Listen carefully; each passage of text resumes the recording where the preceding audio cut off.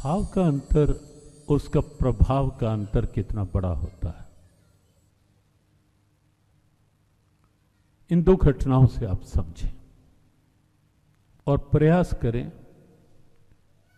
भाव जो है वो बिल्कुल उदार हो, खुला हो।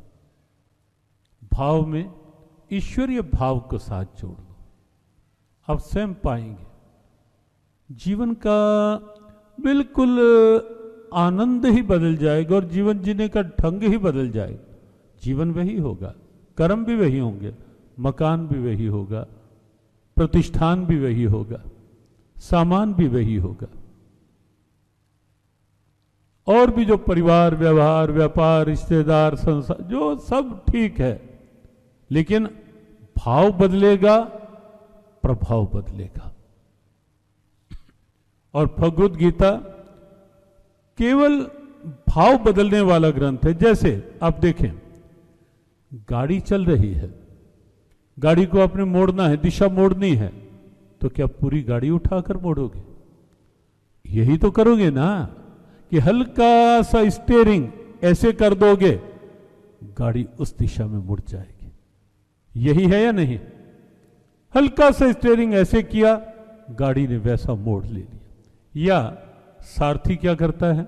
रथ की लगाम हल्की सी ऐसे की, रथ के घोड़े उधर, रथ पूरा रथ उधर। उपनिषदों ने कहा मनः प्रग्रहमेव च, कठोपनिषद भाषा। मन लगाम है जीवन के रथ की, या आज की भाषा में कहें तो मन और मन के भाव स्टीयरिंग है जीवन रूपी वाहन के। स्टीयरिंग जिधर मुड़ा, वाहन उधर। मन के भाव जिस दिशा में मुड़े, जीवन की गाड़ी उधर ही मुड़नी प्रारंभ हो जाएगी। जीवन को सन्मार्ग की ओर लगाना है तो क्या करना होगा?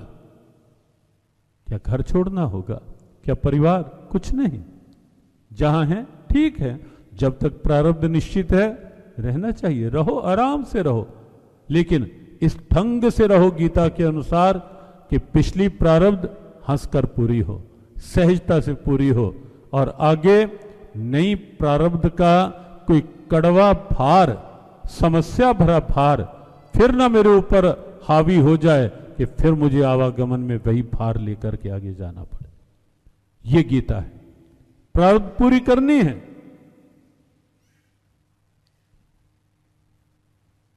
प्रारब्ध तो निश्चित पूरी होगी जिस चीज की भी है, जैसी है, लेकिन गीता पढ़ लोगे अंदर के भावों में परिवर्तन आ जाएगा।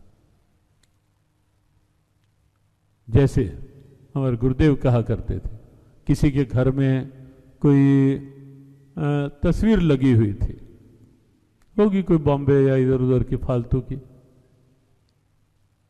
सत्संग सुना और लगा कि अब ऐसी तस्वीरों का घर में कोई काम नहीं। चलो बात चली है तो बीच में ये संकेत कर ही दें, घर परिवार के वातावरण को भी देखना चाहिए। ये हम सबके दायित्व हैं। देखो, केवल मात्र अच्छे मकान बना लेना, अच्छे प्रतिष्ठान बना लेना, या बच्चों की ये चिंता करना कि उनके लिए ये प्रॉपर्टी, ठीक है, हो, समय के साथ आगे बढ़ना बुरा नहीं है सामर्थ्य, खूब अच्छा बनाओ, क्या हर्ज है। लेकिन अगला कर्तव्य हमारा ये भी है, अच्छे मकान बन जाने के साथ साथ मेरे परिवार के वातावरण में अच्छे संस्कार हैं या नहीं, आदर्श मेरे घर परिवार के अच्छे हैं या नहीं है, ये ध्यान रखना भी हम सबका कर्तव्य है। क्या घर परिवार में व्यर्थ के चित्र, और मोबाइल की बात फिर आती है जुबान पर, क्या मैं स्वयं मोबाइल का निरर्थक दुरुपयोग तो नहीं करता या करती? ये हम सबको ध्यान रखना है। बड़ों को पहले, फिर आगे प्रेरणा जगेगी। क्या मोबाइल के निरर्थक दृश्य, निरर्थक स्थितियां, उनमें वो तो नहीं मुझे अच्छे लगते, और अगर आपको अच्छे लगते हैं, आपका भाव यदि वहां है, तो आपके भाव का प्रभाव बच्चों पर नहीं पड़ेगा, ये निश्चित समझे। पहले अपने भाव को ऊंचा बनाना होगा। यदि आप चाहते हैं कि मेरी आगे की पीढ़ियां, परिवार में आगे का वातावरण वो अच्छा रहे तो मुझे स्वयं को अच्छे भावों में लाना होगा। मुझे घर के वातावरण को ऐसा बनाना होगा जहां महापुरुषों के चित्र हो, राष्ट्रभक्तों के चित्र हो, कोई भगवान की प्रेरणा लिखी हुई हो, कोई गीता जी के श्लोक लिखे हुए हो। और जियो गीता का वर्ष 2025 की योजनाओं में ऐसा एक भाव है कि जेलों में हम कौन से भाव भेज सकते हैं कि कैदियों बंदियों की दृष्टि पड़े, कोई गीता का विचार सार में, पार्कों में लिखे हुए हों गीता के विचार, घर में, रसोई घर में भोजन बना रहे हैं, भाव का प्रभाव पड़ता है भोजन में। अच्छा, एक बात अगर आपसे पूछे, घर की दाल ज्यादा स्वाद होती है लंगर या भंडारे की? ठीक से बताना, भंडारे की दाल ज्यादा स्वाद होती है या घर वाली? घर में भले ही कितने मसाले कितना फ्राई कर लो, लेकिन वहां की दाल ज्यादा अच्छी लगती है ना? अंतर क्या है? कि वो दाल कहीं स्वर्गलोक से आई है क्या? बताओ। वो दाल कहीं पानी, कहीं गंगोत्री से स्पेशल मंगवा के डाला गया है क्या? वही जल, वही दाल, वही सब, लेकिन अंतर क्या है? भाव का अंतर है, बस भाव का अंतर है। वहां प्रभु के लिए बन रहा है। और इसलिए माताओं, रसोई घर में भी ध्यान रखो शुद्धता। और हमें इसीलिए कहा कि सत्संग केवल कथा का नाम नहीं है। ठीक है, कथाओं का क्रम भी अच्छा है, लेकिन कुछ प्रेरणाएं जगें, घर परिवारों के वातावरण बदलने चाहिए। और जियो गीता का यही प्रयास है कि रसोई घर में सामने गीता जी का कौन सा श्लोक हो जो पहले उच्चारण करते करते भोजन बने, ताकि भोजन बनाते बनाते गीता का भाव साथ हो। अपने यहाँ ये जो भोग की परंपरा भी होती है ना, कई लोग कहते हैं भगवान खाते हैं कहीं, क्या ये क्या है? सनातनी थाल ले जाएंगे उठा के और भगवान के आगे रखेंगे, स्वयं उठा के खा लेंगे और फिर कहेंगे भगवान को भोग लगाया। बहुत से लोग ऐसा बोलते हैं, लेकिन हमने एक दिन कहा था कि तुम दुनिया वालों क्या जानो हम किसको पुकारा करते हैं। आहों में तेरी हल्की हल्की, भावों में तेरी हल्की हल्की तस्वीर उतारा करते हैं। दीदार के प्यासे दुनिया में सर्वत्र तेरा नजारा करते हैं। तुम दुनिया वालों क्या जानो हम किसको पुकारा। अपने आप भाव का महत्व है। और भोग की परंपरा भी अपने यहां पूरी वैचारिक, व्यवहारिक और वैज्ञानिक परंपरा है। भगवान खाते भी हैं, यह भी निश्चित है। अगर हमारा भाव उस स्तर का है तो भगवान ग्रहण, आज भी हैं उदाहरण ऐसे। लेकिन नहीं, मान लो किसी की आस्था उस स्तर तक नहीं भी पहुंच पाती, नहीं मानते, मतलब कोई बात नहीं, हमारी कृतज्ञता तो है ना, जब हम भगवान के प्रति आगे रखते हैं। और हमारा सनातन धर्म तो उसका तो प्रथम जो अध्याय है वो प्रारंभ ही कृतज्ञता से होता है। वाल्मीकि रामायण में भगवान वाल्मीकि ने सनातन धर्म की परिभाषा केवल 4 शब्दों में कर दी। वाल्मीकि रामायण के सुंदरकांड में केवल 4 शब्दों में जब हमने एक पर पढ़ा तो हमें लगा कि ये सनातन धर्म। महर्षि वाल्मीकि लिखते हैं, कृते च प्रतिकर्तव्यम एष धर्म सनातनः। कृते च प्रतिकर्तव्यम, किसी के उपकार के प्रति कृतज्ञता का भाव प्रकट करना, महर्षि वाल्मीकि कहते हैं ये सनातन धर्म है। और हम वो हैं जो वर्ष में एक दिन जहां से रोजी रोटी का साधन मिलता है, उन मशीनों को भी हम एक दिन तिलक करके पूजा करते हैं। करते हो या नहीं करते? सभी व्यापारी लोग बैठे करते हैं या नहीं करते? क्या जड़ से स्टील की मशीन की पूजा होती है क्या? वो किसकी पूजा हो, किसको तिलक होता है? वो तिलक होता है कि जहां से मुझे रोजी रोटी का साधन भी मिला है, मैं उसका भी वंदन कर रहा हूं तिलक करके। कृतज्ञता है ये हमारी। अपने यहां ये नहीं होता कि किसी ने अच्छी बिल्डिंग बना दी तो बाद में कोई और ना ऐसी बना दे, इसलिए इसके, वो समझ गए होंगे, डैश डैश डैश। अपने यहां तो अगर राजमिस्त्री को बुलाया है मकान बनाने के लिए, हम ये नहीं देखते कि ये किस जाति का है, हम ये नहीं देखते कि मैं इतना बड़ा सेठ और ये तो एक सामान्य सा, ये नहीं देखते। हम उसकी हथौड़ी और करंडी को भी तिलक करते हैं और उस मिस्त्री को भी तिलक करते हैं नहीं करते? हम बताओ, करते हो या नहीं करते? जब भी कोई नया काम शुरू होता है, कृतज्ञता हमारी रगों में है, हमारे सनातन आस्था में है। और महर्षि वाल्मीकि कहते हैं, कृते च प्रति कर्तव्यम ईश धर्म सनातना। ये सनातन धर्म है, कृतज्ञता का धर्म। और भोग की भी जो परंपरा है, ये केवल कोरी परंपरा नहीं, वैचारिक है, व्यवहारिक है। क्यों?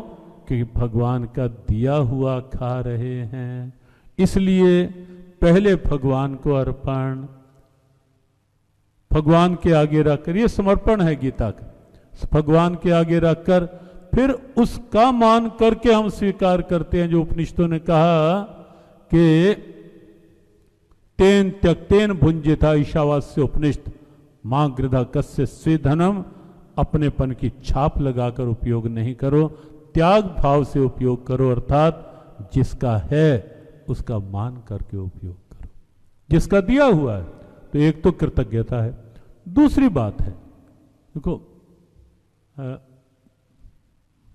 अब पहले आप समझे, रसोई बनाने वाले, रसोई में जब ये भाव बनेगा कि हम भोजन नहीं, हम भगवान का भोग तैयार कर रहे हैं, और ध्यान से समझना इस बात को कि कितना वैचारिक, व्यवहारिक और वैज्ञानिक भाव है इसके साथ। जब ये होगा कि मैं भगवान का भोग बना रही हूं, केवल भोजन नहीं, तो रसोई साफ रखनी पड़ेगी या नहीं? भगवान का भोग बनना है, कोई अशुभ चीज नहीं, मेरी रसोई में भगवान का भोग बनना है। रसोई की शुद्धता का ध्यान रखा जाएगा, अपनी स्वच्छता शुद्धता का ध्यान रखा जाएगा, और फिर उस भाव का प्रभाव, जब बनाते बनाते भगवान का भाव साथ होगा तो उस भाव का प्रभाव भोजन में जाएगा।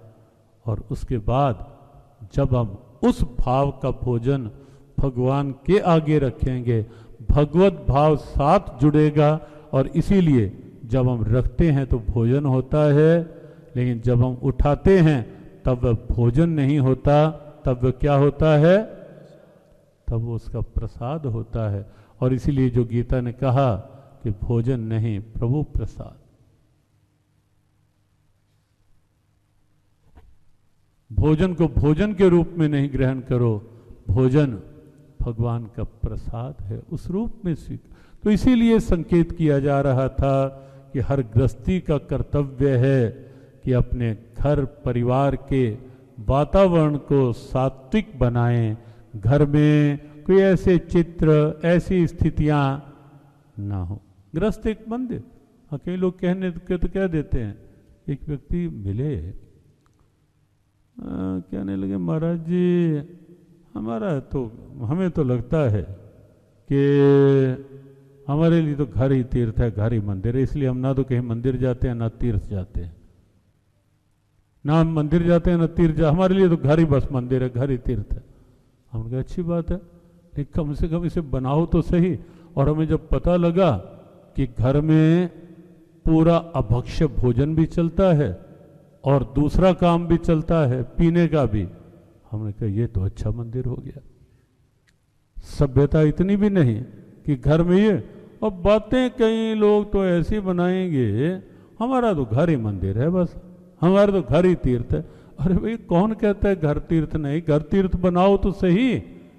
और हम तो कहते हैं कि हर घर मंदिर होना चाहिए, घर में मंदिर हो अच्छा है, लेकिन हर घर मंदिर बन जाए, भगवान की कृपा हो। और जब भाव शुद्ध होंगे, मंदिर घर कैसे बनेगा? मंदिर केवल गुंबज बन गया उसी का नाम मंदिर नहीं, भगवान विराजेंगे तो। और भगवान हमारे भावों में विराज जाएं, भोजन बनाएं तो वहां गीता हो, भोजन खाएं।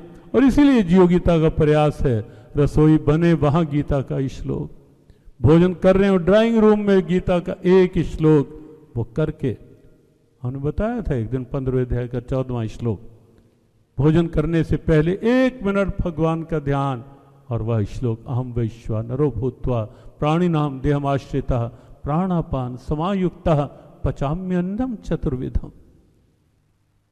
इस रूप में ये स्मरण करके भोजन करो, आरोग्यवर्धक प्रसाद बनेगा।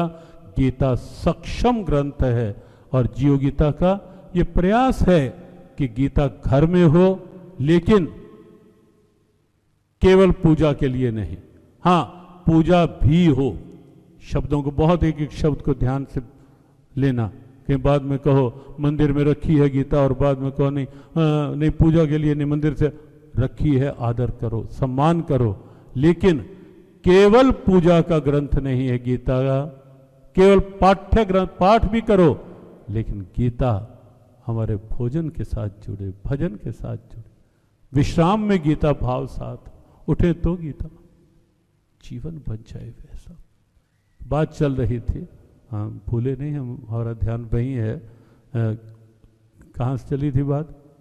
घर में तस्वीर, आपको ध्यान होगा या नहीं होगा कि घर में तस्वीर जो थी, घरों में कैसा वातावरण हमें बनाना है, आज ये भी निश्चित करके जाना है कि हर घर का वातावरण, और वर्ष 2025 प्रारंभ होते ही ऐसे श्लोकों को हम निकाल के उसके अलग अलग बनाएंगे। कुंभ से पहले या कुंभ के दिनों में ही कुंभ आ रहा है प्रयागराज का, और खूब दिव्यता के साथ हमें भी लगभग वहीं रहना है कुंभ के दिनों में, और वहाँ अनेक कार्यक्रम हमारे पूज्यपाद कार्य महाराज श्री वो का जो शिविर होता है वो कृष्ण कृपा, वहाँ भी कृष्ण कृपा ही है साथ कार्य, वहीं उसी भाव के साथ। तो उससे पहले ये श्लोक प्रयास है कि तैयार हो जाए, घर घर में हो, लेकिन व्यर्थ की तस्वीर किसी ने घर में लगा रखी थी। सत्संग सुना, भाव के महत्व की बात, जो सत्संग सुना, घर गया, लगा कि अब मैं सत्संगी हूं, अब मेरे घर में इस ढंग के चित्र शोभा नहीं देते। और सच में हम सबको ऐसा बनना है, हमें लगे कि अब मैं सत्संगी हूं, मेरी वाणी से ऐसे कड़वे शब्द अच्छे नहीं लगते, मैं सत्संगी हूं, ये खाना पीना मेरे लिए अच्छा नहीं,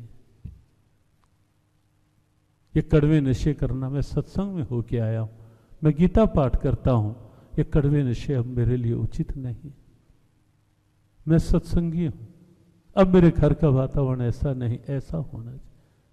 मैं सत्संगी का अर्थ ही, एक दिन हमने कहा था कि धार्मिकता केवल सिद्ध नहीं होगी कि हम मंदिर में जा रहे हैं। हमने बताया था कि रावण तो, हम तो फूल चढ़ाते हैं भगवान के आगे, रावण शीश चढ़ाया करता था, लेकिन क्या रावण को हमने धार्मिक कहा कभी? कहा क्या धार्मिक कभी? बताओ, नहीं कहा। क्यों? आचरण में नहीं था धर्म। और गीता वो ग्रंथ है जो स्वयं गोविंद की केवल वाणी ही नहीं, गोविंद का आचरण है गीता, गोविंद का व्यवहार है गीता। जो उन्होंने उपदेश दिया, केवल वह दूसरों के लिए उपदेश नहीं था, उनके अपने जीवन में उतरा हुआ गीता का तत्व था। और शब्द प्रभाव भी तभी रखते हैं, केवल उपदेश के रूप में बोले जाओ, प्रभाव नहीं होगा। लेकिन क्या पहले अपने जीवन में वो संदेश है क्या? तो गीता इसलिए विश्ववंदनीय ग्रंथ बन पाया, केवल इसलिए नहीं कि भगवान की वाणी है, इसलिए क्योंकि भगवान का आचरण है गीता, व्यवहार है गीता, प्रभु का व्यवहार है गीता।